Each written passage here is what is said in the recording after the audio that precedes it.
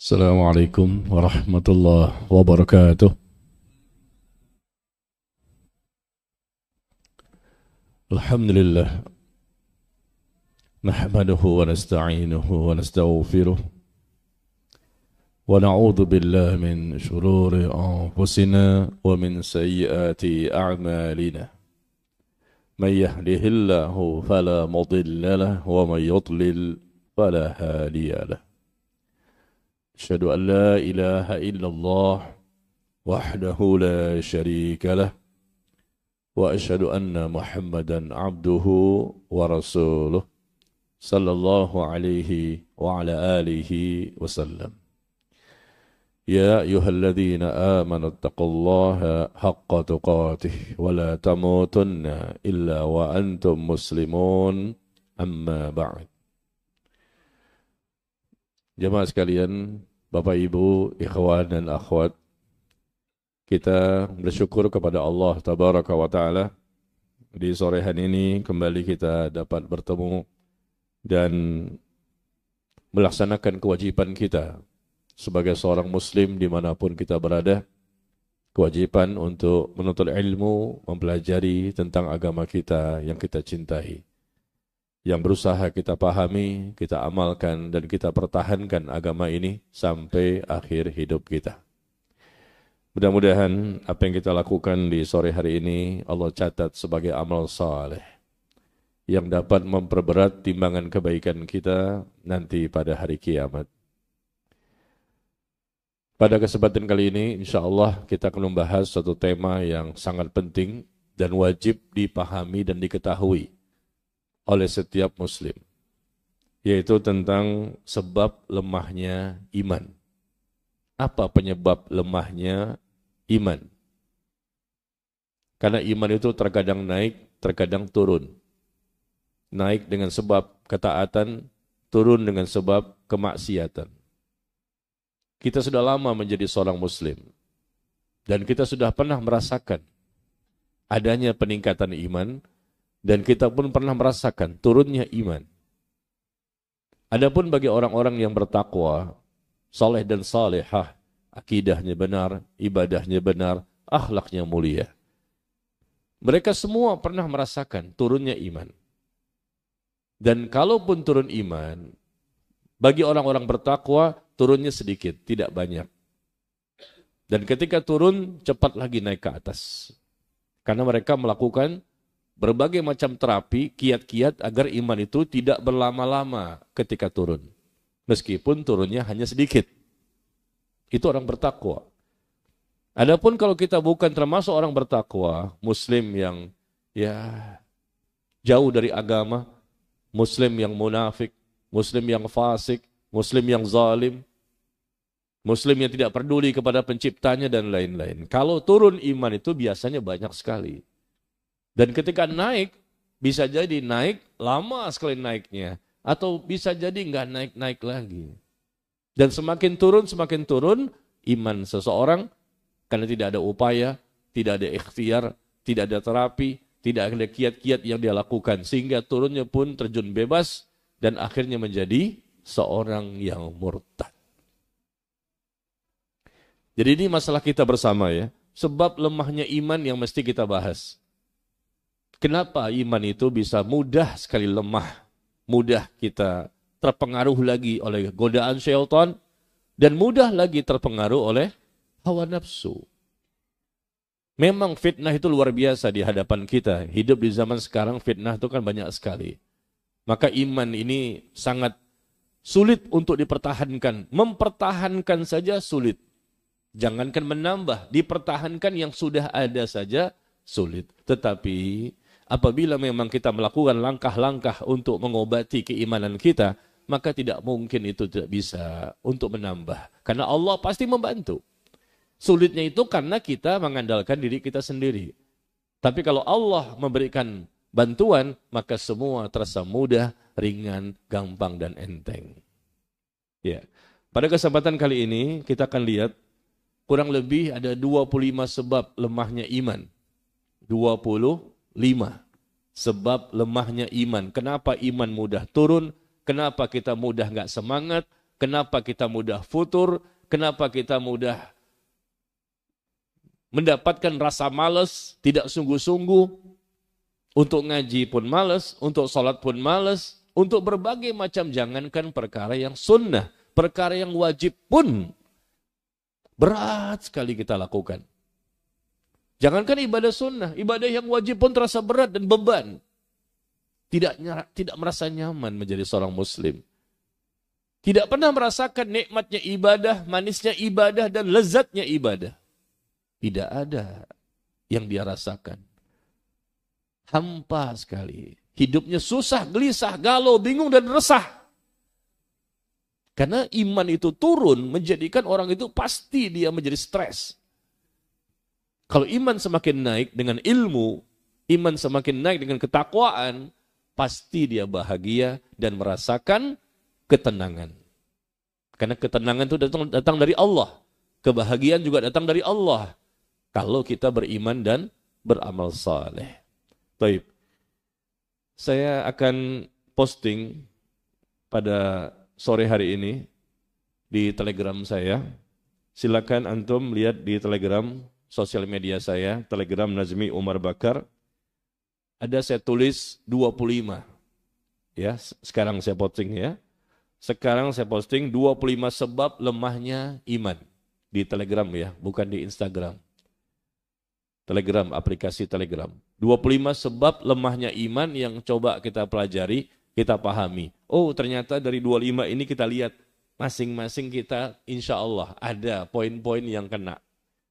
Nomor ini ana ini. Ya, nomor ini kayaknya sudah ana juga ini. Pantaslah iman kita mudah turun. Tidak sebagaimana orang-orang lain yang semangat luar biasa, dia bisa istiqomah. Istiqomah itu suatu perkara yang sangat sulit. Fastaqim kama umirta. Bahkan Nabi pun SAW diperintah untuk istiqomah. Perintah untuk istiqomah inilah yang menjadikan Rasul tumbuh uban di rambut. Ya. Karena beban yang berat untuk melaksanakan sesuatu secara istiqomah. Nah, istiqomah menjadi sulit karena iman terus-menerus turun. Terus-menerus turun. Meskipun kita tahu iman kadang naik, kadang turun. Tapi kalau turun yang terus-menerus, pasti ada masalah ini. Tapi kalau pernah turun, itu wajar. Manusiawi, kita bukan malaikat. Kalau pernah turun, pernah naik. Pernah turun, pernah naik. Manusiawi. Tapi kalau turunnya banyak, terjun bebas, dan terus-menerus seperti itu, ini masalah. Tapi kalau turunnya sebentar, singkat, sementara, tidak lama, kemudian kita kasih obat lagi, tambah lagi iman kita, itu suatu perkara yang memang bisa dialami oleh setiap orang. Baik, sudah dilihat jamaah sekalian? Di Telegram saya, Nazmi Umar Bakar, Telegram. Di sini ada, barusan saya posting ya, 25 sebab lemahnya iman yang saya ketahui, yang sobat kita kumpulkan. Apa sih penyebabnya? Kenapa saya, Anda, kita semua mudah sekali turun iman.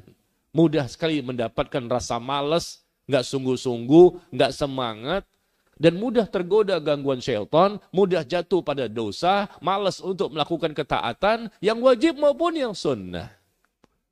Mari ya, sama-sama kita bahas, kita baca. Di sini dimulai dengan muqaddimah. Rasulullah SAW bersabda, sesungguhnya setiap amal itu memiliki masa semangat dan masa jenuhnya. Nabi mengatakan demikian, sesungguhnya setiap amal perbuatan ini yang kita lakukan, amal soleh yang kita kerjakan, memiliki masa semangat dan masa jenuh. Berarti sudah memang terjadi dan akan terjadi kembali. Semangat, bosan, semangat, jenuh, semangat, tidak semangat. Itu akan terjadi ya, silih berganti. Tetapi Rasul mengatakan barang siapa yang masa jenuhnya kepada bid'ah, maka sungguh dia telah tersesat. Jenuhnya, bosannya dia, turunnya iman, ternyata beralih kepada bid'ah. Sebelumnya dia sunnah, mengikuti ajaran Nabi yang benar. Ternyata dia beralih kepada bid'ah, maka sungguh dia telah tersesat. Dan barang siapa yang ternyata masa jenuhnya, kata Rasulullah, kepada sunnah, meskipun turun iman, tapi tetap di atas sunnah. Di atas ajaran yang benar, syariat yang Rasul contohkan, yang Rasul ajarkan. Meskipun turun iman, tetap di atas sunnah ini, maka sungguh kata Rasulullah, dia termasuk orang yang telah mendapatkan hidayah. Telah mendapatkan hidayah. Meskipun sudah turun iman, tapi tetap di atas sunnah, di atas ajaran yang benar, sesuai Quran dan hadis, sebagaimana yang Rasulullah dan para sahabat lakukan, maka tetap dia dianggap telah mendapatkan hidayah. Tinggal dia coba terapi kembali, coba diobati kembali keimanannya, supaya bertambah lagi, bertambah lagi, bertambah lagi. Itu tugas kita selama di dunia. Tugas kita ini bukan hanya beribadah saja, tapi juga bagaimana supaya iman kita ini terus bertambah. Terus bertambah. Dengan cara-cara yang kita lakukan, Allah yang akan menambahkan, bukan kitanya yang hebat. Bukan karena kitanya, tapi Allah yang menambahkan keimanan itu. Tetapi Allah menunggu juga bagaimana usaha kita. Nanti Allah baru berikan kekuatan dan kemampuan kepada kita. Baik, langsung saja jamaah sekalian ya, karena ini banyak, totalnya ada 25. Ya, yang pertama apa? Di antara sebab lemahnya iman yaitu pertama, tidak berilmu tentang agama. Kebodohan. Ini sebab terbesar. Siapa saja yang bodoh, nggak mengerti, nggak paham tentang agamanya, Islam ini, tidak mengerti sunnah Rasul, tidak mengerti tentang bagaimana cara beragama dengan benar, dipastikan imannya akan mudah turun. Kebodohan, tidak mengerti. Karena orang yang berilmu itu, dia paham tentang agamanya, dan ilmu yang berkah akan menumbuhkan rasa takut kepada Allah. Innama yakhsyallaha min ibadihil ulama. Sesungguhnya yang takut kepada Allah, di antara hamba-hamba Allah yang begitu banyak di muka bumi, kata Allah hanyalah orang yang berilmu. Sebagaimana Allah sebutkan di surah Fatir, ayat yang ke-28. Surah ke-35, surah Fatir, ayat ke-28. Innama yakhsyallaha min ibadihil ulama. Sesungguhnya orang yang memiliki rasa takut kepada Allah, di antara hamba-hamba Allah semuanya ini hanyalah orang yang berilmu. Karena dengan ilmu itu, kalau ilmunya benar ya, ilmunya berkah, memang diniatkan mencari ilmunya betul-betul ikhlas karena Allah. Ilmunya benar sesuai Quran dan Sunnah. Itu ilmu yang menumbuhkan keberkahan. Yang menumbuhkan rasa takut kepada Allah. Kalau sudah rasa takut kepada Allah tumbuh, bertambah, iman otomatis bertambah.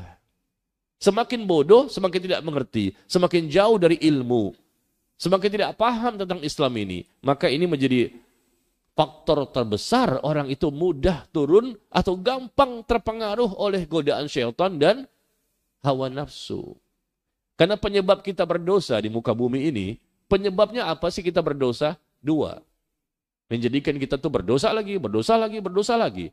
Bisikan, gangguan dari syaitan. Yang kedua, adanya hawa nafsu yang selalu mendorong manusia melakukan kejahatan dan kemaksiatan.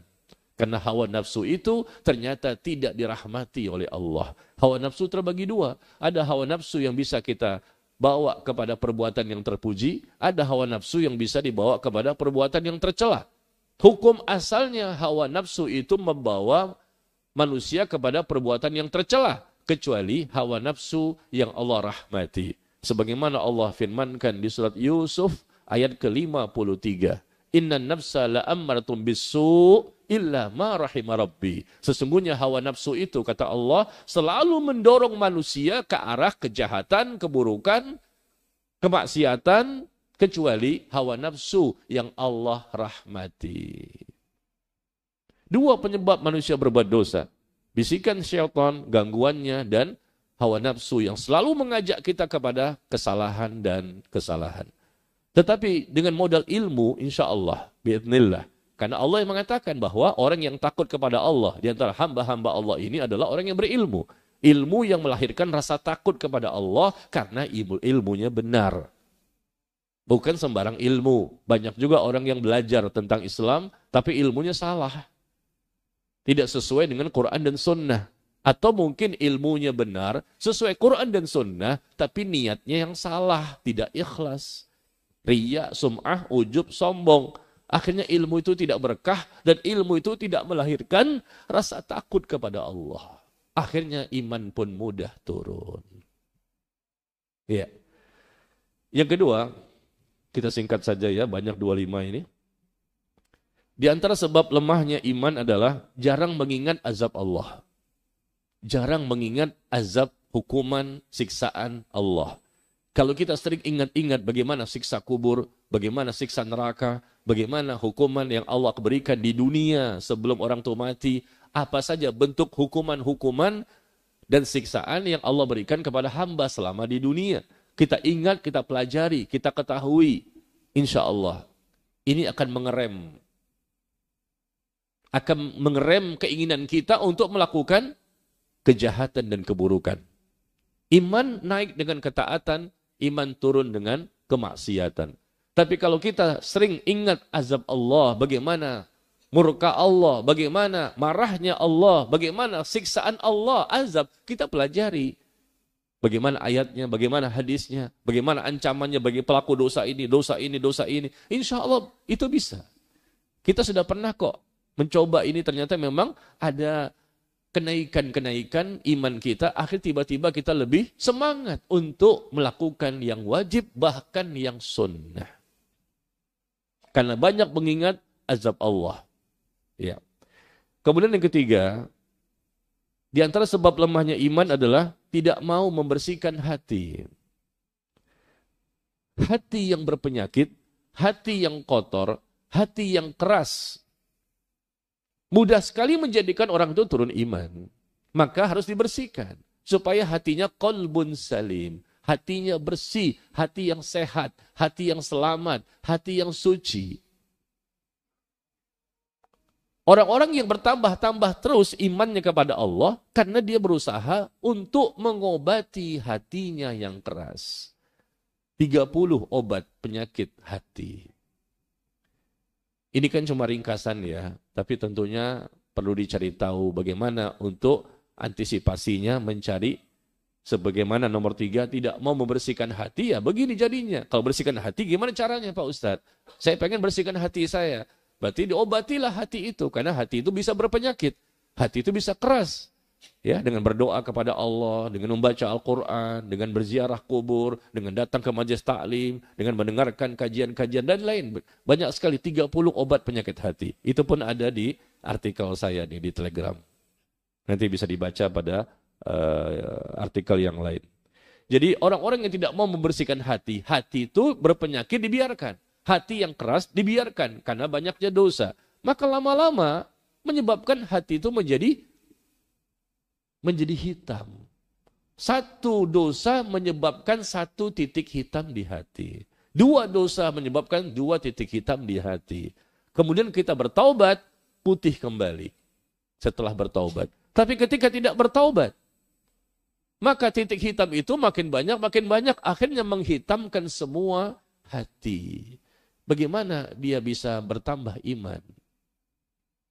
Tidak mungkin seseorang bisa bertambah iman. Karena iman itu adanya di hati.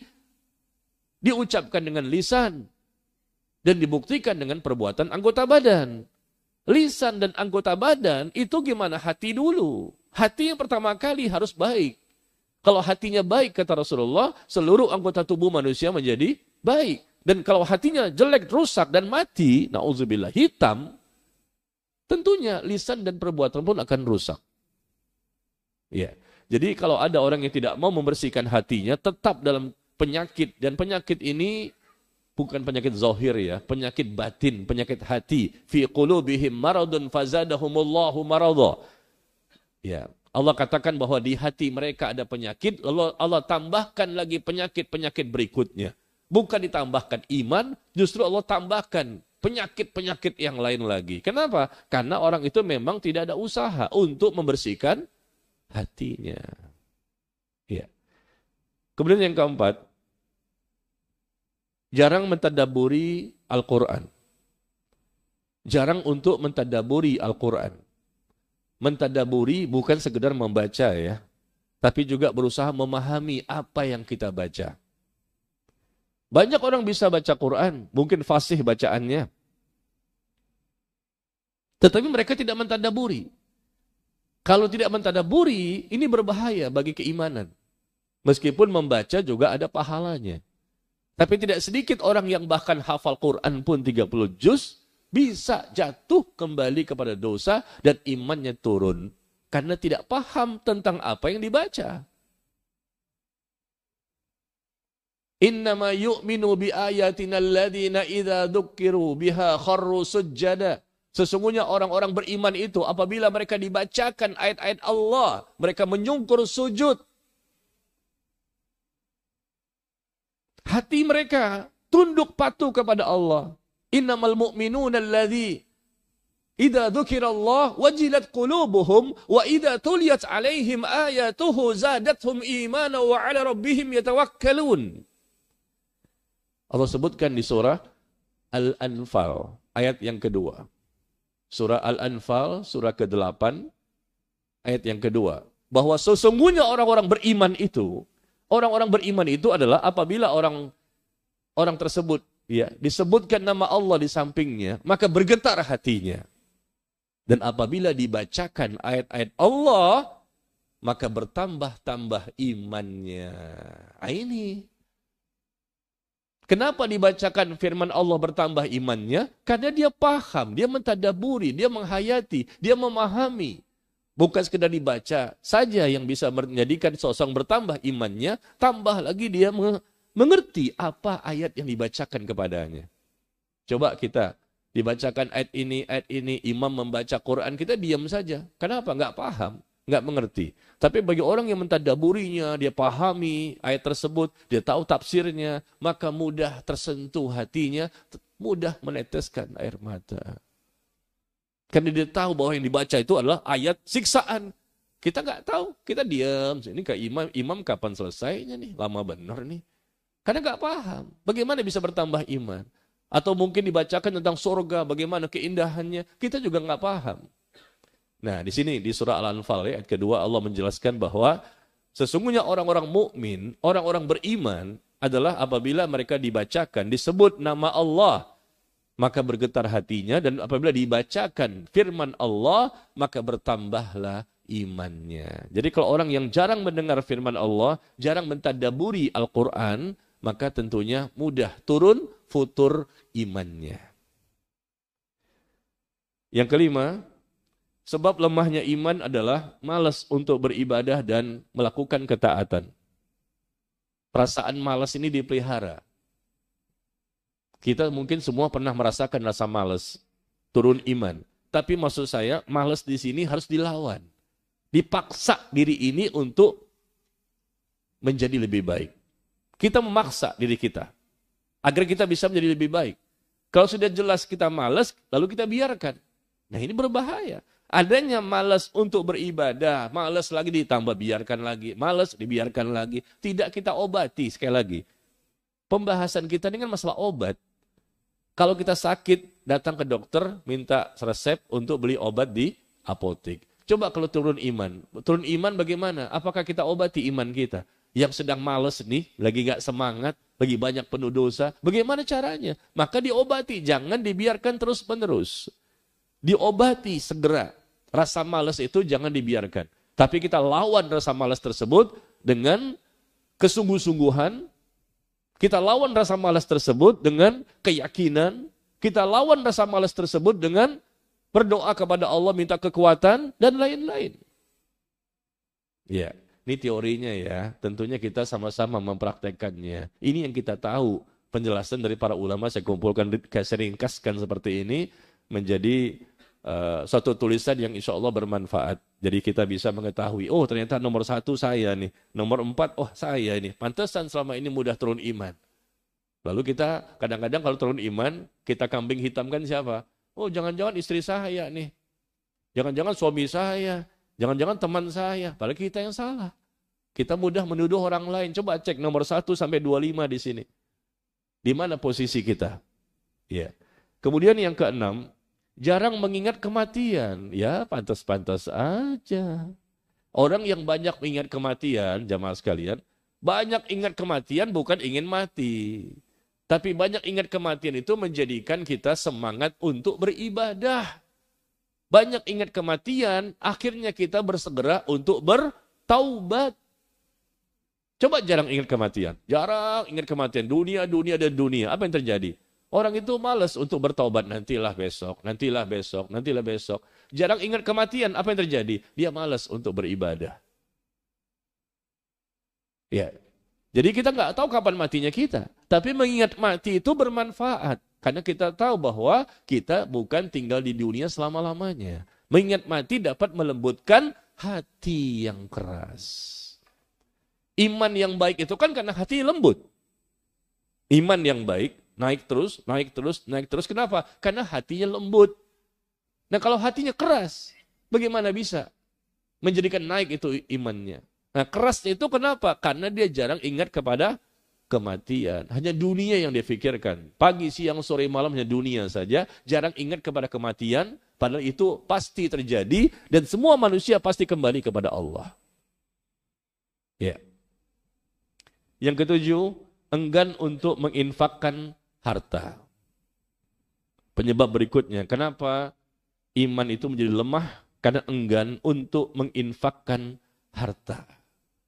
Bakhil, kedekut, koret, medit, kikir. Lengkap tuh. Orang yang kikir, kikirnya kebangetan ini. Tidak mau dia mengeluarkan infak sedekahnya. Padahal dia mampu. Yang tidak mampu saja orang berinfak. Kenapa yang kaya tidak mau berinfak? Itu bisa membahayakan iman. Allah sebutkan di surah Ali Imran bahwa alladzina yunfiquna fis sarra'i wad dharra'i wal kaziminal ghaiz wal 'afina 'anil nas. Orang bertakwa itu adalah orang yang menginfakkan hartanya ketika lapang dan sempit. Lapang dia berinfak, sempit dia berinfak. Kaya dia berinfak, miskin dia berinfak. Kenapa? Miskin kok berinfak? Kalau kaya mungkin wajar ya, dia banyak-banyak uang. Kenapa orang miskin juga berinfak sesuai kemampuannya? Karena dia paham, dia berilmu. Dengan dia berinfak meskipun dia miskin, sesuai dengan kemampuannya, Allah akan berikan dampak yang sangat luar biasa pada imannya. Dia yakin bahwa Allah akan memberikan balasan yang lebih baik daripada apa yang mereka keluarkan. Ini keyakinan akidah bagi seorang muslim. Apapun yang dia kerjakan, dia paham, dia mengerti, dia yakin bahwa semuanya ini tidak sia-sia kalau niatnya ikhlas dan sesuai dengan tuntunan Rasulullah, sesuai sunnah ya. Pasti semuanya berbuah hasil, pahala, ganjaran, kebaikan dunia dan akhirat. Karena Allah memiliki dua pahala. Dua pahala Allah itu dunia dan akhirat. Man kana yuridu thawabad dunya fa indallahi thawabad dunya wal akhirah. Barang siapa menginginkan pahala di dunia saja, maka ketahuilah Allah punya dua pahala, kata Allah. Allah punya dua pahala, pahala di dunia dan pahala di akhirat. Pahala di dunia, Allah kuatkan imannya, itu salah satunya. Allah tambahkan ilmunya, Allah berikan hidayah, Allah berikan taufik, Allah jaga hatinya, dan seterusnya. Coba lihat An-Nisa 134.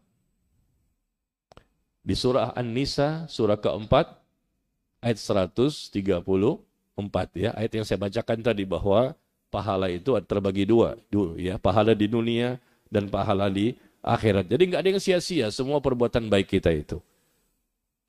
Orang yang enggan menginfakkan harta, hatinya semakin hari semakin sempit, semakin sesak, hatinya ya menjadi hati yang berpenyakit. Karena orang yang enggan menginfakkan harta, pada dia mampu. Yang miskin saja menginfakkan, masa Anda tidak mau menginfakkan harta sih? Ini biasanya orang-orang yang termasuk muslim munafik. Allah yang menyebutkan dalam Al-Quran. Muslim munafik itu banyak tanda-tandanya. Di antaranya adalah mereka orang yang kikir, bakhil, kedekut, koret, medit. Itu orang muslim yang munafik. Nggak yakin dengan janji-janji Allah. Kenapa? Karena hatinya bermasalah. Akhirnya dia sulit untuk mendapatkan tambahan-tambahan keimanan. Kemudian berikutnya, secara singkat ya, enggan menghadiri majelis ilmu. Ya ini pahamlah kita semua kan. Orang yang nggak ngaji gimana sih? Yang udah ngaji aja masih belepotan imannya. Kadang naik, kadang turun. Yang udah ngaji loh, bagaimana yang tidak ngaji? Yang udah datang ke masjid, pagi siapa ustadznya, siang siapa ustadznya, sore siapa ustadznya, malam siapa ustadznya. Sehari 4 kali mendengarkan kajian di masjid yang sama atau masjid yang berbeda. Begitu keluar dari masjid, aduh, cobaannya banyak, ya, ujian banyak. Bisa nggak? Kadang-kadang kena juga, meskipun sudah 4 kali loh ngaji seharinya. Ya di bawah tiba-tiba ada wanita yang terbuka aurat, jangan jauh-jauh deh, handphone aja deh. Buka Instagram, aduh. Itu ujian namanya. Bagaimana orang yang tidak ngaji? Yang udah ngaji saja bisa jatuh bangun. Termasuk ustadznya. Ya sama, kita semua manusia biasa, bukan malaikat kan. Kadang bertambah, kadang berkurang. Kadang bertambah, kadang berkurang. Tapi kan paling tidak kita berusaha lah maksimal secara manusiawi. Tetap Allah yang menentukan segala-galanya. Nah ini bertemu seperti ini, Masya Allah kan. Di majelis ilmu, di masjid. Dan Rasul mengatakan, majtama'a qaumun fi baitin min buyutillah yatsluna kitab Allah wa yatadarasunahu bainahum illa nazalat alaihimus sakinah. Tidaklah berkumpul satu kaum di salah satu masjid dari masjid-masjid Allah, rumah-rumah Allah, di mana mereka berkumpul untuk mempelajari tentang Islam, tentang Al-Quran, tentang sunnah, melainkan Allah turunkan kepada mereka ketenangan. Wa ghashiyatuhumur rahmah. Malaikat pun, ya, Allah limpahkan kepada mereka rahmat dan malaikat pun akan mengitari mereka dan Allah menyebut-nyebut nama hambanya di hadapan para malaikat. Coba lihat 4 keutamaannya, berkumpul di masjid untuk menghadiri majelis ilmu. Kata Rasulullah, Allah berikan kepadanya ketenangan, Allah berikan kepadanya rahmat, malaikat mendoakan kita agar kita mendapatkan ampunan segala macam, dan malaikat Allah pun menyebut nama kita di hadapan para malaikatnya. Huwallazi arsala rasulahu bil huda wa dinil haq. Huwallazi anzala as-sakinah fi qulubil mu'minin liyazdadu imanan ma'a imanihim. Allah yang telah menurunkan ketenangan karena kita ngaji, dapatlah ketenangan batin. Kata Allah, Allah yang telah menurunkan ketenangan di hati orang-orang beriman untuk menambah keimanannya di samping keimanan yang sudah ada. Coba lihat Al-Fajr ayat keempat. Surah Al-Fajr, surah ke-48. Surah ke-48 ayat yang keempat, ya. Allah sebutkan bahwa huwallazi anzala sakinah fi qulubil mu'minin. Allah lah yang telah menurunkan ketenangan di dalam hati orang-orang beriman, merasa tenang. Kapan ketenangan itu? Ketika datang di majelis ilmu seperti ini. Yang diadakan di masjid lagi. Liyazdadu imanan ma'a imanihim, agar Allah tambahkan keimanan mereka di samping keimanan yang sudah ada, ditambahkan oleh Allah. Karena mereka datang ke majelis ilmu. Nah, bagi orang yang tidak mau datang ke majelis ilmu gimana? Tidak dapat ilmu, tidak dapat ketenangan, Allah pun tidak akan menambahkan iman mereka. Ayo. Diajak ngaji, susah. Diajak taklim, susah. Coba ada acara makan-makan deh. Makan-makan di mana misalnya. Wah, langsung semangat. Ada pembagian door prize. 1 orang 5 juta. Wah, nomor 1 paling di depan. Ya, baik. Jadi singkatnya seperti itu. Enggan menghadiri majelis ilmu adalah sebab iman itu mudah turun. Yang ke-9, terjatuh kepada dosa dan maksiat. Apa sebab lemahnya iman? Karena terjatuh kepada dosa dan maksiat. Setiap kita jatuh kepada dosa, iman sedang turun. Turunnya berapa banyak itu relatif ya. Tidak semua orang sama. Tergantung tingkat dosa yang dia lakukan. Ada orang yang melakukan dosa, maka iman pun turun, tapi mungkin dosa yang dilakukan dosa kecil. Ada orang yang melakukan dosa, dan iman turun, kenapa? Karena dia melakukan dosa besar. Dan dosa besar pun bertingkat-tingkat. Dan dosa besar yang paling besar adalah dosa syirik. Dan kalau sudah dosa syirik yang dilakukan, berarti turunnya iman pada waktu itu sangat luar biasa. Bahkan bisa membatalkan keimanannya. Batal imannya. Kalau sudah dosa syirik yang dilakukan. Jadi dosa itu bertingkat-tingkat, semuanya haram. Tapi semua ini bisa mempengaruhi keimanan. Maka ketika seseorang jatuh lagi pada dosa, banyak lagi dosa yang dilakukan. Dosa ini lagi, dosa ini lagi, dosa ini lagi, dosa ini lagi, dan seterusnya. Maka akibatnya iman pun menjadi lemah. Tapi kalau kita insya Allah termasuk orang-orang yang dosanya cuma dosa kecil, dan dosa kecil pun ternyata semakin hari semakin sedikit, maka insya Allah iman kita semakin tinggi dan semakin baik. Seluruh dosa besar tidak kita lakukan, hanya tinggal dosa kecil nih. Dosa besar ada 100 contohnya. Tinggal dosa kecil. Dosa kecil pun ternyata ya wajarlah, kita bukan malaikat, jatuh lagi, jatuh. Tapi lama-lama, alhamdulillah semakin bisa diperkecil, semakin sedikit. Itulah orang bertakwa. Imannya akan semakin baik. Kemudian yang ke-10. Sebab lemahnya iman adalah tiada perencanaan dalam beramal. Nggak punya target. Tidak ada perencanaan. Gimana nih target ntar malam harus begini, ntar besok harus begini. Nggak ada perencanaan dalam beramal. Untuk dunia ada agenda-agendanya. Iya, target-target yang ingin dicapai. Tapi untuk masalah keimanan tidak ada. Ini bisa jadi menjadi sebab turunnya iman. Pokoknya asal sedapatnya aja lah. Kalau ngaji ya ngaji, ya kalau enggak.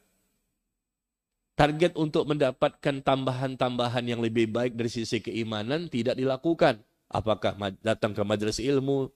Gimana nih? Pokoknya saya target sebulan itu saya ngaji 4 kali. Misalnya nih contoh kan. Sebulan itu saya ngaji 4 kali. Seminggu sekali. Mungkin dia sibuk kan. Bisanya cuma seminggu sekali. Paling tidak ada perencanaan. Iya. Dalam seminggu itu mudah-mudahan saya punya target. Saya bisa berpuasa minimal Senin Kamis.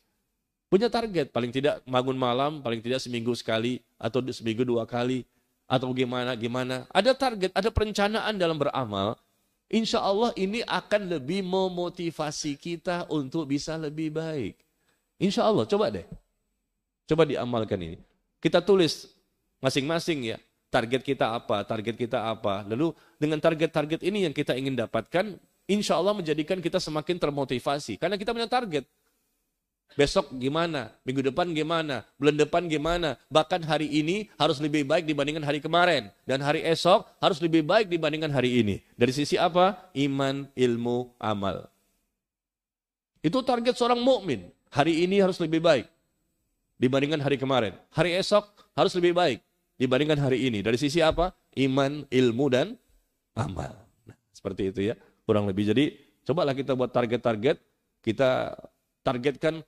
Insya Allah tahun depan saya jadi ulama besar. Wah, kayaknya besar susah juga ini. Targetnya jangan muluk-muluk juga sih. Ya, tahun depan nih saya samalah seperti Syekh bin Baz. Waduh, berat. Targetnya terlalu tinggi banget ya. Ya, kita sesuaikan dengan kemampuan kita. Jangan kita punya target yang terlalu muluk-muluk ya. Nah, ini kalau sudah muluk-muluk termasuk ke poin 11. Panjang angan-angan yang berlebihan. Target sih target, tapi jangan berlebihan. Kayak tadi saya katakan, tahun depan target saya harus jadi ulama besar. Al-Quran saja belum hafal, hadis juga belum tahu. Nah, ini angan-angan yang berlebihan. Kita boleh berangan-angan tentang dunia, tentang bagaimana keimanan, ilmu, dan lain-lain. Tapi jangan terlalu berlebihan, karena kita sesuaikan dengan kondisi kita. Ya. Yang ke-12, habisi waktu untuk hal yang sia-sia.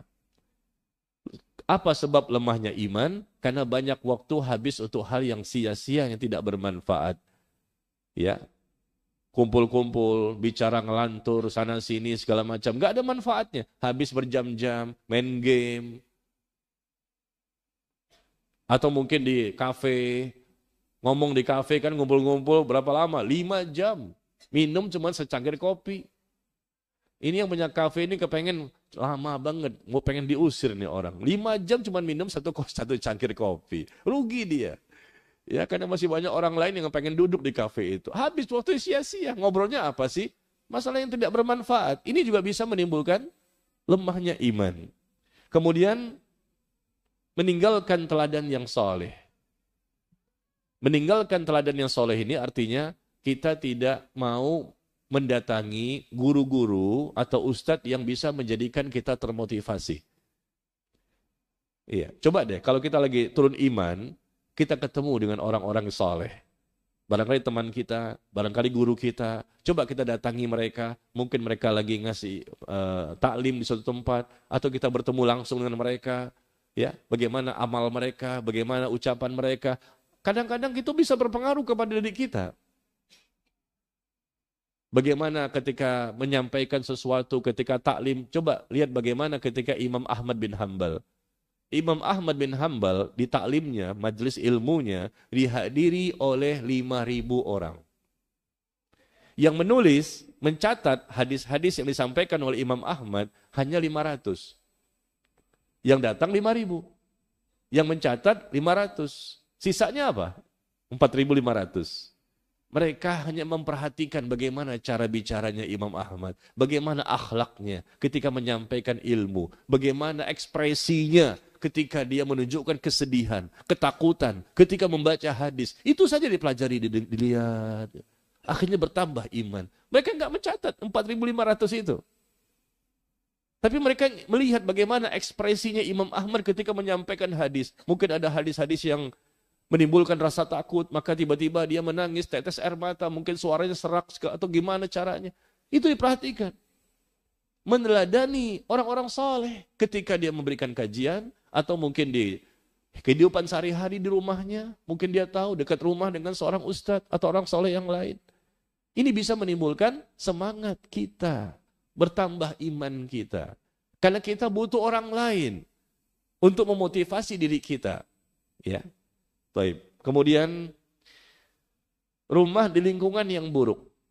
Rumah kita di lingkungan yang buruk. Ini juga bisa mempengaruhi iman ya. Karena bisa jadi rumah kita banyak sekali di lingkungan itu orang-orang yang bermaksiat. Nah kita ini orang yang baru ngaji, baru taklim. Lingkungan kita banyak narkobanya, banyak berzinahannya, segala macam. Lingkungan rumah yang jelek ini jauh dari masjid.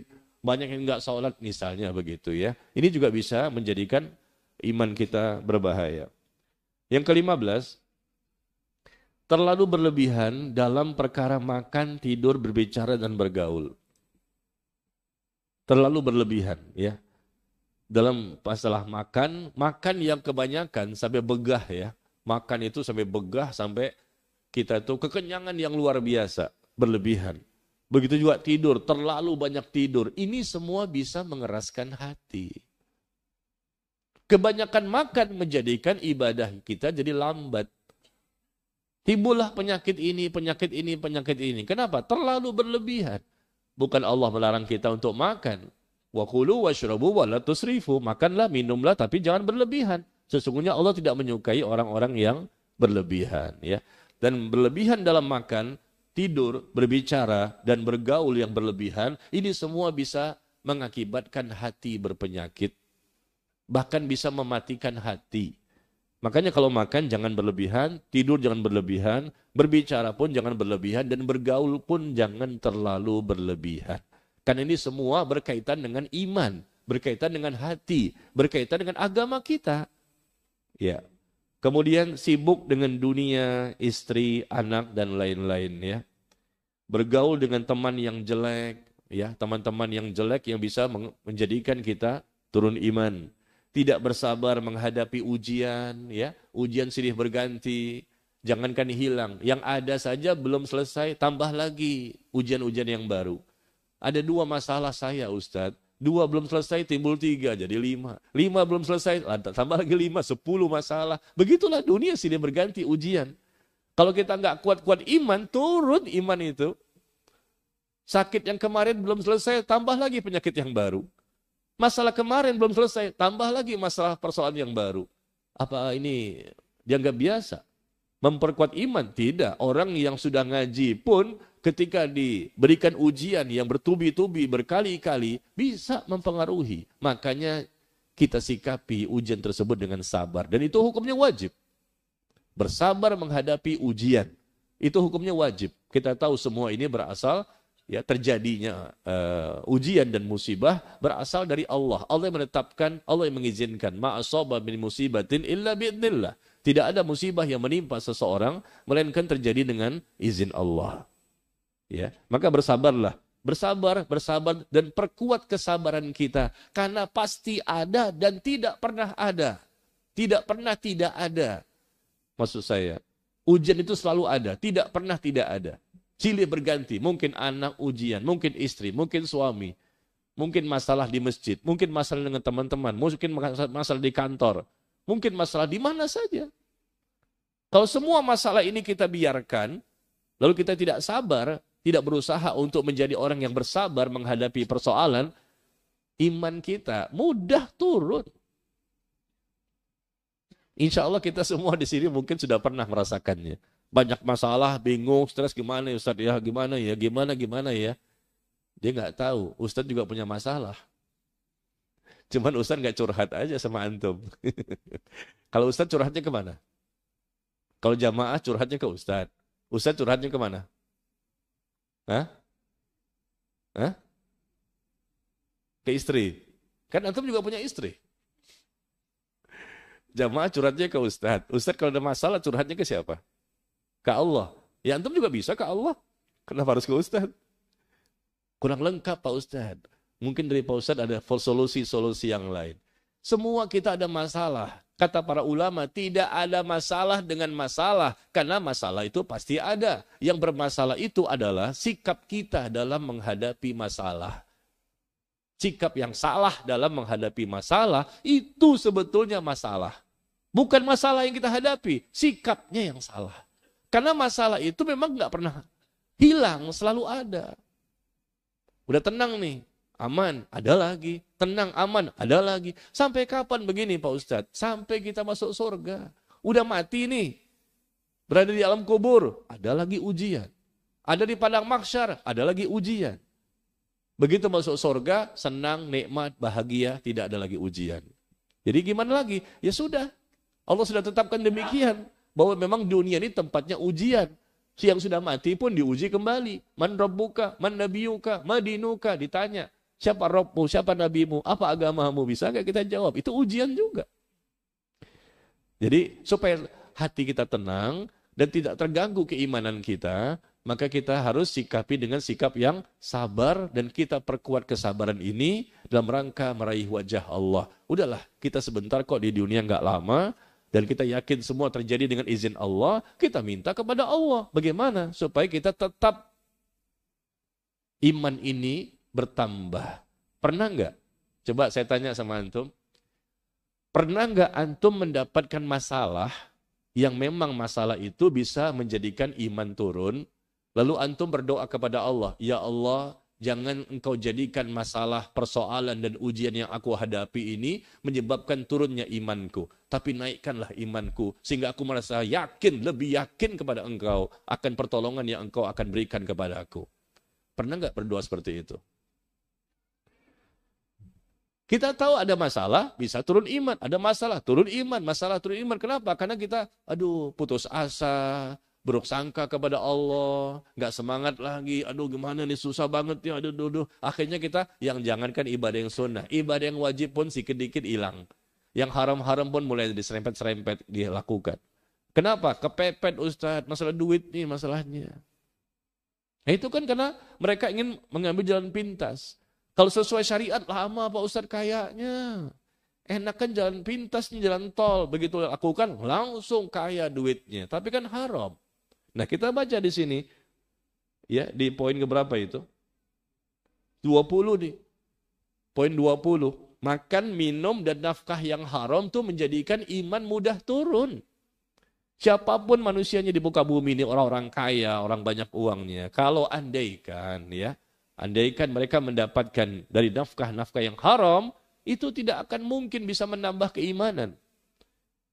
Perbuatan haram berarti perbuatan dosa. Ini makanan yang haram, minuman yang haram. Kami nggak makan haram, kami nggak minum minuman yang haram, cuman nafkahnya doang. Nafkahnya cara mendapatkannya dengan sikut sana, sikut sini, sogok sana, sogok sini, berkhianat, menipu, tidak amanah, berbohong. Nah, itu kan haram jadinya. Makan harta riba. Ketika mendapatkan harta haram seperti ini, lihat saja, iman akan mudah turun. Nafkah itu diberikan kepada istri, diberikan kepada anak. Harta haram diberikan kepada istri dan anak, itu menjadikan kecenderungan hati untuk melakukan dosa akan lebih kuat. Kecenderungan hati untuk melakukan lebih banyak maksiat akan lebih besar. Karena apa? Akibat dari harta yang haram, nafkah yang haram yang diberikan kepada mereka. Ya. Jadi yang poin 19 tadi belum ya. Sering menyendiri, jarang bergaul. Di rumah aja, jarang bergaul. Ini juga berbahaya karena bisa jadi peluang setan mudah untuk mengganggu seseorang ya. Hendaknya kita bergaul dengan orang lain yang baik-baik supaya kita bisa terwarnai lebih baik. Yang ke-21, jarang merasa diawasi oleh Allah. Iman turun karena jarang merasa diawasi oleh Allah. Lupa bahwa Allah melihat, Allah mengawasi, Allah memantau, Allah mengetahui. Malaikat pun mencatat, lupa barangkali dengan pengawasan Allah dan para malaikat. Sehingga iman pun mudah turun dan akhirnya melakukan perbuatan mungkar. Yang ke-22, tidak ikhlas dan cinta popularitas. Bagaimana iman bertambah kalau niatnya nggak ikhlas karena Allah? Ya, maka siapapun yang tidak ikhlas, adanya riya, sum'ah, ujub, sombong, hatinya kotor, tidak ikhlas, dan tujuannya cinta, ingin terkenal, ingin populer, ingin viral. Melakukan berbagai macam cara supaya viral, supaya heboh, banyak followers yang nanti masuk ke akun sosmednya. Makin banyaklah orang yang datang, buat gimana caranya supaya heboh, buat konten-konten yang menjadikan orang itu penasaran. Padahal itu tidak sesuai dengan syariat. Nah ini na'udzubillah, niatnya bukan karena Allah, imannya akan mudah turun. Kemudian yang ke-23, tidak memperhatikan kualitas amal ibadah yang sering dilakukan. Nah ini juga mungkin perbuatan kita ini. Tidak memperhatikan kualitas amal ibadah yang sering dilakukan. Artinya gini, sudah sholat, misalnya sholat ya, udah sholat belum? Udah. Yang penting udah. Tapi tidak memperhatikan kualitasnya. Ini kadang-kadang kita seperti itu. Sholat subuh udah. Hari asar sudah. Bagaimana kualitasnya? Ya pokoknya udah selesailah kewajiban saya. Yang penting udah sholat. Gimana-gimana terserah kepada Allah. Ya memang Allah yang menilai bukan kita. Tapi kan kalau kita tidak ada usaha untuk menjadikan ibadah sholat itu berkualitas. Ibadah yang berkualitas. Yang keikhlasannya semakin baik, sesuai sunnahnya semakin baik. Tentunya ini dikhawatirkan amal tidak diterima. Hanya sekedar mencukupkan, udah sholat, udah. Ini bisa menjadikan iman mudah turun. Karena tidak ada usaha dia untuk menjadikan amal itu lebih baik. Para ulama saja terdahulu sampai hari ini, ketika mereka sudah beribadah dengan ibadah yang sangat banyak, itu mereka masih menangis. Padahal mereka sudah berkualitas tingkat ibadahnya. Kenapa? Saya takut ibadah sholat saya nggak diterima. Sudah sholat, sudah puasa. Ya, mereka sudah berzikir, bersedekah, tapi mereka takut. Apa kata Allah Tabaraka wa Ta'ala di surah Al-Mu'minun, ayat ke-60. Walladzina yu'tuna ma atau wa qulubuhum wajilah annahum ila rabbihim raji'un. Al-Mu'minun 60. Apa kata Allah? Orang-orang yang melakukan suatu perbuatan, lalu mereka takut setelah melakukan perbuatan tersebut. Karena mereka yakin bahwa mereka akan kembali kepada Allah. Setelah sholat, takut. Setelah puasa, takut. Apakah itu maksudnya? Aisyah bertanya kepada Rasulullah SAW. Apakah maksud ayat ini orang yang habis mencuri, berzina, atau minum minuman keras? Setelah melakukan mencuri, dia takut kepada Allah. Setelah berzina, takut kepada Allah. Setelah minum minuman keras, dia takut kepada Allah. Apakah maksudnya itu? Karena Allah mengatakan orang yang habis melakukan suatu perbuatan, lalu dia takut setelah selesainya perbuatan itu. Karena dia yakin dia akan kembali kepada Allah. Kata Rasulullah, la ya bintas Siddiq. Bukan itu maksudnya wahai putri Abu Bakar As-Siddiq. Walakinnahumul ladzina yusallun wa yasumun wa tasaddaqun wa hum yakhafun an la yuqbala minhum. Mereka ini kata Rasulullah adalah orang yang sudah sholat, mereka berpuasa, mereka bersedekah, sudah melakukan amal sebaik mungkin, tapi mereka takut kalau amal mereka tidak diterima. Itu maksud ayat itu kata Rasulullah. Mereka sudah bagus ibadahnya, kualitasnya sudah bagus, tapi ada perasaan takut kalau ibadah nggak diterima. Orang yang seperti ini yang menjadikan iman menjadi naik. Karena takut setelah beramal, mereka memperhatikan kualitas ibadah itu. Tapi kalau orang yang ya setelah beramal, ya jelas lah, masa nggak diterima sih selevel aneh. karena kan tinggi sekali imannya. Surga udah jelas kok. Ya. Orang seperti ini akan mudah turun imannya ya. Kemudian yang ke-24, nah ini perlu dimiliki ya. Afwan nih yang masih jomblo. Sebab lemahnya iman adalah tidak memiliki pasangan hidup yang soleh atau solehah. Yang akan bisa membantu mengingatkan dia kepada Allah Tabaraka wa Ta'ala. Ya, yang ikhwan nggak punya istri. Yang akhwat belum punya suami. Ini juga bisa menjadikan lemahnya iman. Kenapa? Karena tidak ada yang bisa saling menasehati, saling mendorong, saling mengingatkan, menasehati, mendakwahi, dan memperbaiki. Karena kalau kita sebagai suami, kadang-kadang kan malas barangkali. Istri ingatkan, ayo dong mas, kita bangun malam mas. Ayo dong kita puasa nih, puasa Senin Kemis. Ya, istri mengingatkan, apalagi yang mengingatkan banyak istrinya. Mulai deh. Apalagi yang mengingatkan bukan satu kan? Istri kedua ngingetin, istri ketiga ngingetin, istri keempat ngingetin, kan? Makin semangat kan dia. Betul nggak? Kalau itu aja bener, lah. Kalau ini aja kayaknya semangat nih. Langsung bertambah iman Pak Ustadz. Kalau satu tuh emang lemah iman. Kalau dua langsung bangkit. Itu teori doang. Ya, ibu-ibu marah tuh. Jadi kalau memiliki pasangan hidup yang soleh dan solehah ya, bukan sembarang pasangan hidup. Insya Allah ya, istrinya lagi turun iman, suami mengingatkan gitu kan. Ajak bangun malam, bahkan apa? Dipercikkan air di wajahnya. Masya Allah, kan ada hadisnya itu. Diajak istrinya untuk bangun malam.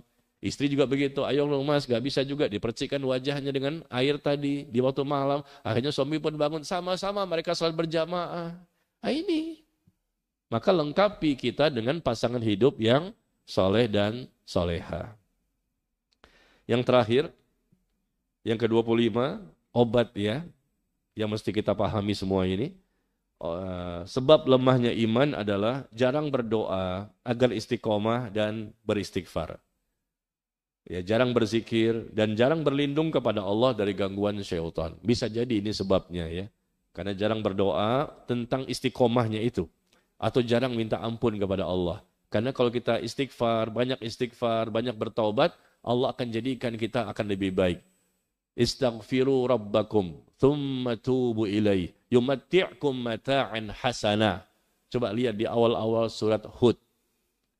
Surah Hud, surah 11, ayat berapa tuh ya? Saya lupa ya. Coba lihat, bantu saya dong, surat Hud. Ayat berapa di awal-awal ketika Allah mengatakan, ayat ketiga kalau tidak salah. Wa anistaghfiru rabbakum thumma tubu ilaih. Ayat ketiga ya, benar. Ya, barakallahu fiik. Yumatti'kum mata'an hasana. Mintalah ampun kepada Tuhanmu dan bertobatlah kepada Allah. Niscaya Allah akan berikan kepada kamu kenikmatan yang banyak. Yumatti'kum mata'an hasana ila ajalim musamma. Allah berikan kepada kamu nikmat yang banyak nanti. Nikmat yang baik.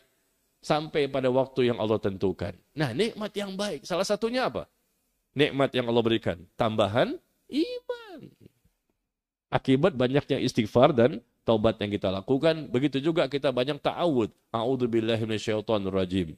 Mau tidur, baca ayat kursi. Ya, nanti juga selesai sholat kita juga baca ayat kursi dan lain-lain. Banyaknya ta'awud, bismillahilladzi la yadurru ma'asmihi syai'un dan seterusnya. Dan ini semuanya bisa dengan izin Allah. Karena terbentengi iman kita, syaitan susah menggoda. Sehingga iman itu semakin hari semakin baik. Mudah-mudahan. Demikian ya, saya bahas cepat ya. Karena waktu kita terbatas. 25 poin yang saya ketahui. 25 sebab lemahnya iman. Dan ini masalah saya dan Anda. Kita sama-sama manusia. Karena pernah naik, pernah turun. Cuman bagaimana caranya untuk antisipasinya yang mesti kita pahami. Dan sebab-sebab lemahnya iman ini mesti kita jauhi semuanya. Supaya iman kita semakin lebih baik.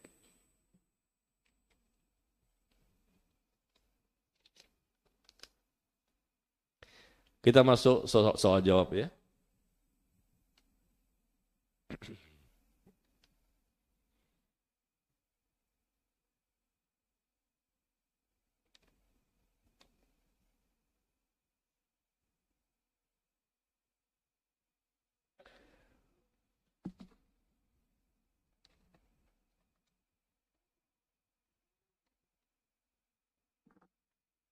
Yang pertama, mohon izin menanyakan doa yang dibaca agar dapat menjaga iman. Ketika sedang baik iman kita dan juga ketika iman sedang turun. Doanya apa? Ya, doa banyak sekali ya. Di dalam buku-buku doa juga banyak yang Rasul contohkan agar iman kita ini selalu baik. Di antaranya salah satunya yang dibaca oleh sahabat Abdullah bin Mas'ud. Nah, doanya itu ada di buku, di Telegram saya kasih tahu ya. Doa tentang masalah keimanan. Yaitu antum lihat di Telegram saya atau di Instagram ada contoh doa yang bisa kita baca berkaitan dengan keimanan. Artikel di tanggal 28 September setahun yang lalu. 28 September judulnya 10 amalan agar bersama Nabi SAW di tingkatan surga Firdaus. 10 amalan agar bersama Nabi SAW di tingkatan surga Firdaus.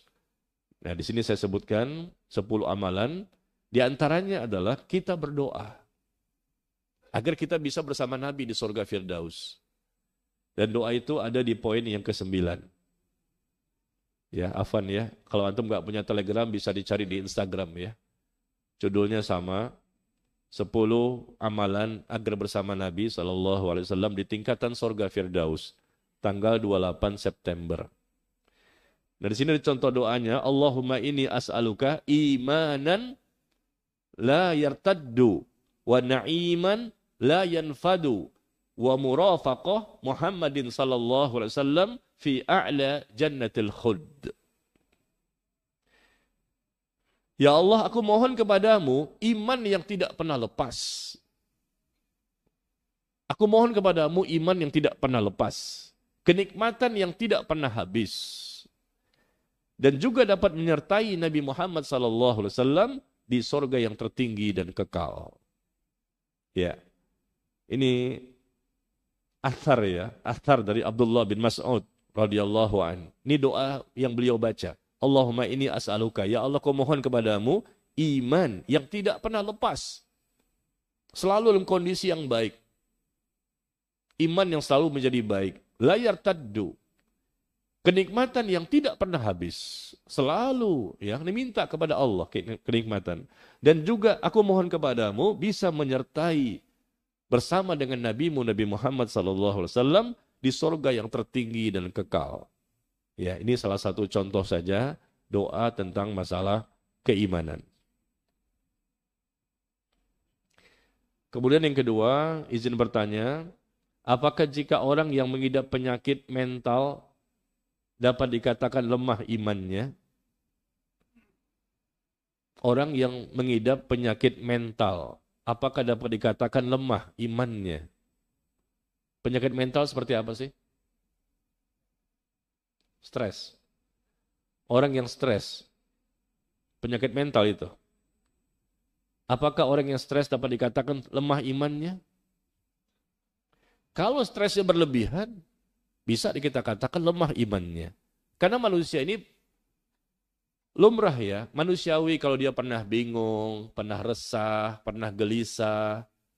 Wajar, kita manusia bukan malaikat. Cuma kalau berlebihan, nah itu tidak wajar. Memikirkan sesuatu gimana ya? Ya bisa, boleh-boleh jadi. Dia ada persoalan, dia belum tahu jalan keluarnya. Gelisah, galau, bingung, resah. Biasa. Stres, mungkin ya kalau sampai stresnya berat, stres yang berat sampai mengganggu keimanan, ya jelas ini berbahaya. Terlalu berlebihan dalam memikirkan persoalan, bisa menurunkan iman. Kalau memang maksudnya itu ya, penyakit mental itu maksudnya karena terlalu berat menghadapi suatu masalah, ya sampai dia stres berat, apakah bisa dikatakan lemah imannya? Iya, bisa juga. Orang itu jadi lemah imannya gara-gara persoalan yang dihadapi. Atau dia termasuk lemah imannya, begitu aja kok stres banget sih. Kan kita ini sebentar Pak, gak usah terlalu berlebihan lah. Antum masalahnya gak seberapa dibandingkan orang lain. Ini faktor lemah iman, bisa kita katakan mereka sedang lemah iman.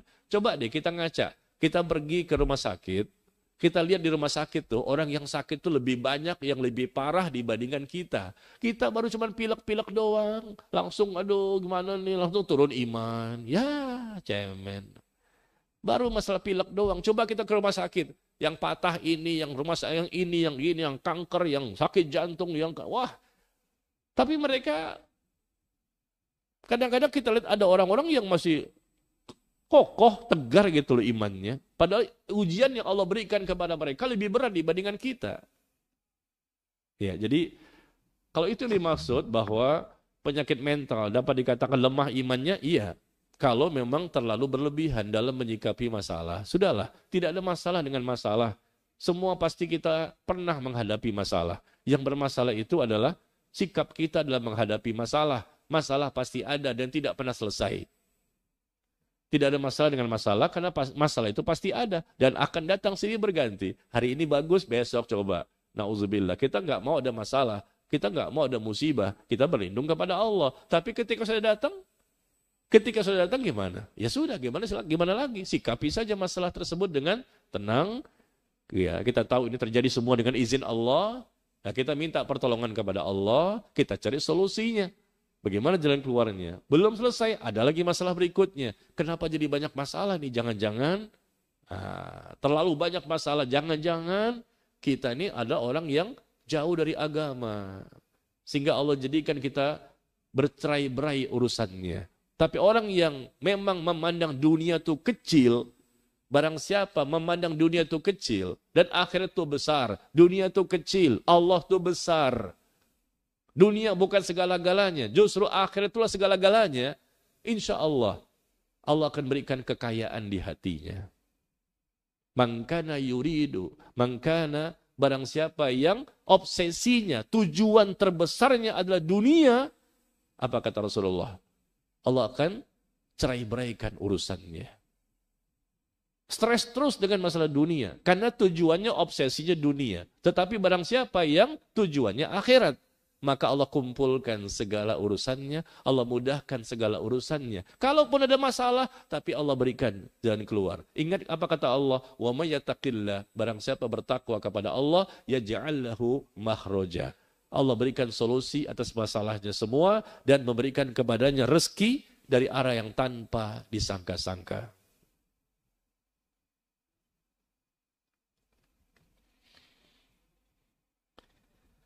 Bagaimana caranya agar kita bisa istiqomah di waktu iman kita lagi lemah dan turun? Supaya istiqomah, ketika turun, supaya istiqomah iman ini jadi lebih baik, tinggalkan semua yang 25 ini, udah gitu aja tinggal dibalik. Gitu aja kok repot. Supaya kita istiqomah, ketika iman turun gimana nih? Supaya kita bisa istiqomah menjadi lebih baik lagi, tinggalkan semuanya. Penyebab-penyebab lemahnya iman, tinggalkan semua. Insya Allah kita istiqomah. Jangankan semua deh. Ini kan 25 nih. 24 aja. Gak bisa 24, 23 aja. 20 aja. 10 aja. Insya Allah berpengaruh semua ini. Kalau kita tinggalkan ya hal-hal yang menyebabkan lemahnya iman, kita tinggalkan. Insya Allah naik dia. Itu aja. Insya Allah. Nanti antum bisa buktikan. Semua ini kita tinggalkan karena inilah yang menjadikan kita sering ya tidak semangat, sering futur, ya menjadi orang yang malas, menjadi orang yang tidak mau mengerjakan jangankan yang wajib, yang sunnah-sunnah pun akhirnya ditinggalkan. Ya ini semua faktor iman ya.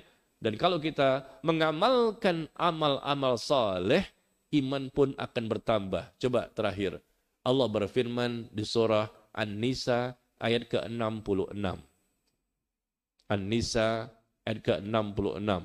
Walau annahum fa'alu ma yu'azuna bihi lakana khairal lahum wa asyadda tathbita. Seandainya, kata Allah nih, seandainya mereka melaksanakan, mengamalkan ilmu-ilmu yang telah mereka pelajari, seandainya mereka mengamalkan pengajaran-pengajaran, ilmu-ilmu yang telah mereka pahami, diamalkan, maka itu lebih baik bagi mereka dan akan lebih menguatkan iman mereka. Tuh, Allah yang mengatakan, ini amalkan. 25 ini, 25 sebab lemahnya iman, ya. Hal-hal yang seperti ini semua ya kita jauhi. Jangan sampai kita melakukannya. Kalau kita mengamalkan ilmu-ilmu yang telah dipahami, yang telah dipelajari, kata Allah, itu lebih baik bagi mereka. Wa asyadda tathbita. Dan itu akan lebih menguatkan iman. Tapi kalau sebab-sebab ini lemahnya iman, ternyata justru kita pelakunya. Berarti kan ya hasil ngajinya keliru, ya. Berarti termasuk orang-orang yang tidak mengamalkan yang diperintahkan dan menjauhi yang dilarang. Akhirnya iman bukan semakin baik, semakin kuat, justru semakin lemah, semakin lemah, semakin lemah. Dan kalau kita lihat orang yang murtad keluar dari Islam, tentunya mereka termasuk mengamalkan nomor 1 sampai 25 ini. Mungkin yang nomor berapa kita nggak tahu, tapi yang jelas mereka ada melakukan di antara ini, yang murtad. Atau bukan murtad deh, mungkin mereka masih muslim, tapi muslimnya ya Allah ya, jauh dari agama ini, jauh dari ibadah-ibadah. Nah coba lihat, tentunya penyebabnya ada di antara 1 sampai 25 ini. Atau mungkin kita yang udah ngaji, udah taklim. Jangankan murtad, jangankan muslim yang munafik, yang tidak beribadah. Kita yang udah ngaji. Kadang juga turun iman, naik turun. Nah ini coba evaluasi. Jangan-jangan coba lihat nomor 1 sampai nomor 25. Ada poin-poin yang ada di sini. Nah ya, jadi yang baik-baik ya kita amalkan, yang jelek-jelek kita jauhi. Insya Allah. Allah katakan tadi janjinya apa? Kalau mereka seandainya mengamalkan ilmu yang telah mereka ketahui, maka itu lebih baik bagi mereka dan akan lebih menguatkan iman mereka. Mudah-mudahan kita termasuk di dalamnya ya.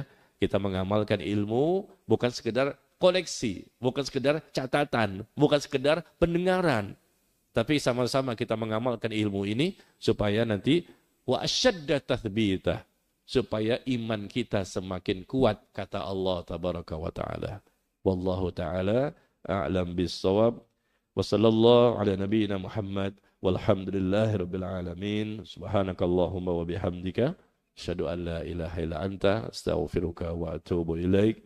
Wassalamualaikum warahmatullahi wabarakatuh.